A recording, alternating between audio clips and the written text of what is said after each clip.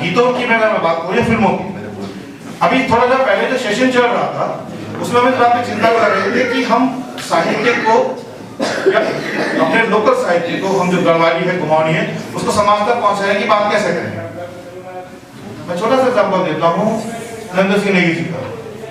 गढ़वाली को उन लोगों के बीच में, खासतौर मेरी जनरेशन में, मेरे बात की जो गढ़वाली नहीं जानती, नरेंद्र सिंह नेगी जी के गीतों का बहुत बड़ा रोल रहा है। अगर यही कुमाऊनी जो हम चिंता कर रहे थे उस दौर पे, हम कुमाऊनी गीतों की, गढ़वाली गीतों की, भाषा को पहुंचाने के लिए गद्य के अलावा पद्य, ये फिल्मी गीत भी तो एक माध्यम है, नाटक भी तो माध्यम है। हम अच्छे नाटकों का अगर गढ़वाली में कुमाऊनी ट्रांसलेट कर पाते हैं तो भी हम पहुंचे हैं। और अगर हम उनको फिल्मी गीत के रूप में या यूट्यूब पे लगातार गढ़वाली गीत या कुमाऊनी गीत सुन रहे हैं तो भी तो हम अपनी भाषा को भी तो मजबूत कर रहे होंगे ना। तो फिल्मी गीतों का इस्तेमाल सिर्फ अपनी बात कहने के लिए, भाषा को समृद्ध बनाने के लिए भी किया जा सकता है। और ये पुराने सेशन का जो सवाल था, मेरे ख्याल से ये सारे साहब इसका जवाब भी देते चलते हैं। बाई रही बातों की गंभीरता की, साहिर साहब ने अपनी जो गीतों का कंपाइलेशन किया था, गाता जाए बंजारा, उन्होंने खुद ऑडिट किया था, अपने फिल्मी गीत उसमें लिखते चले गए थे।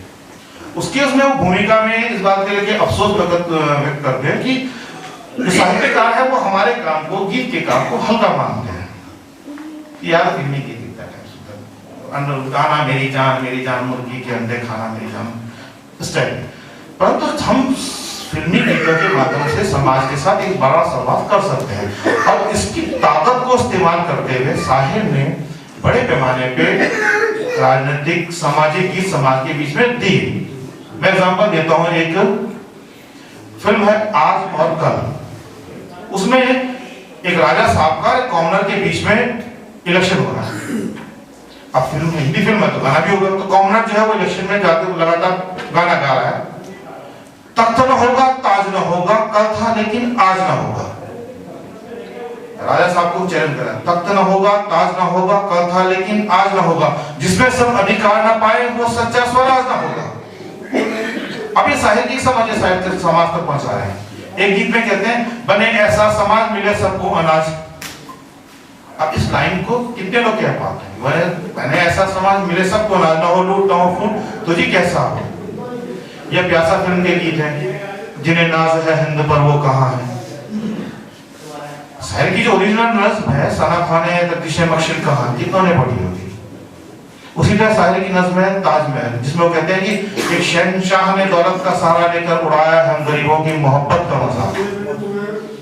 कितने लोगों ने जिन्हें, परंतु जब उन्होंने इसको फिल्म में इस्तेमाल किया तो सडनली बहुत बड़े पैमाने पे फलक पे लोगों को अपने बात पकड़े। तो सिनेमा का माध्यम सिर्फ गीत के लिए नहीं, भाषा के लिए नहीं, और भी कई इस्तेमाल। जैसे फॉर एग्जांपल वो कहते हैं टीरी की नथ फेमस नहीं हुई, जिस दिन कैटरीना कैफ टीरी की नथ पहन के फिल्म में आ जाएगी वो सडनली फेमस हो जाएगी। ठीक, सिनेमा का माध्यम अपनी बात को कहने का एक बड़ा माध्यम होता है, ये हमारे पर होता है, हम उसको इस्तेमाल कैसे करते हैं। शायर के दौर की जो पीढ़ी है वो बहुत जिम्मेदार पीढ़ी रही है, जिसमें बी आर चोपड़ा साहब जैसे, गुलजार साहब जैसे, विमला साहब जैसे लोग रहे, जिन्होंने बॉक्स ऑफिस और समाज दोनों के प्रति अपने कमिटमेंट को निभाया। शायद साथ ही इसी का रिफ्लेक्शन है। तो इसी से रिलेटेड मेरा दूसरा सवाल बढ़ जाए आपसे, वो ये कि साहिर लुधियानवी और तमाम दूसरे गीतकारों की इतनी समृद्ध विरासत के बाद आज हमारी फिल्म इंडस्ट्री के जो गीत हैं इनको आप किस रूप में देखते हैं? और यही मेरा आपसे आखिरी सवाल है। चलो पहले थैंक यू वेरी मच सबकी तरफ से, आखिरी बोला आपने।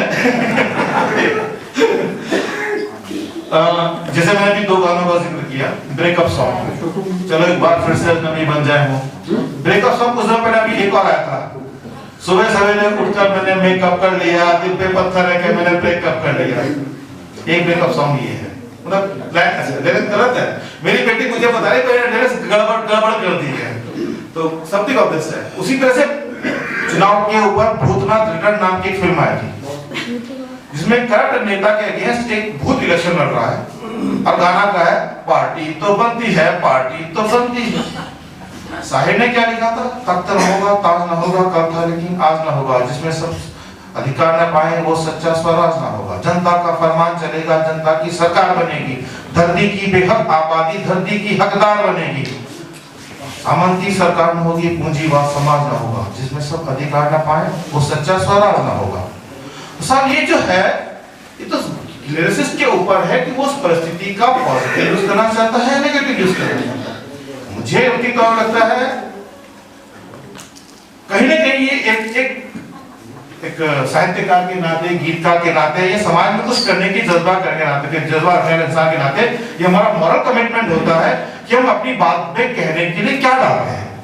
राही मसूद रजा साहब कहते थे कि उन्होंने 300 कई फिल्मों की पटकथा लिखी कि फिल्म की में अपनी बात कहने की कोई जगह नहीं होती है एक राइटर के पास, फिर भी मैं थोड़ा थोड़ा हिस्सा चुरा लेता हूं और अपनी बात कहता हूं।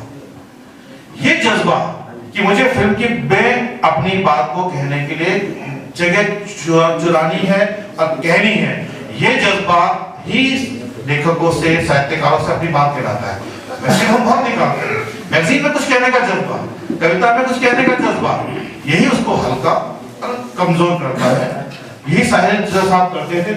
और आज की पीढ़ी में बाय द वे इरशाद कामिल जैसे लोग भी हैं जो अच्छा लिख रहे हैं, और सुन जोशी ने भी कुछ अच्छे गीत लिखे हैं, तो जज्बा दोबारा की फिल्में अच्छी वापस आ रही, तो वो जज्बा भी वापस आता जा रहा है। बहुत बहुत धन्यवाद। ये आखिरी सेशन था और इत्तेफाकन है कि ये विदाई, हम कह सकते हैं कि विदाई की बात हो रही है, और फिल्म इंडस्ट्री का सबसे बेहतरीन विदाई गीत भी सारे साहब का लिखा हुआ है, बाबुल की दुआएं लेती जा जा तुझको सुखी संसार मिले। तो साहब लिटरेचर के फेस्टिवल की जो है दुआएं लेती जा जा आपको किताबों का प्यार मिले।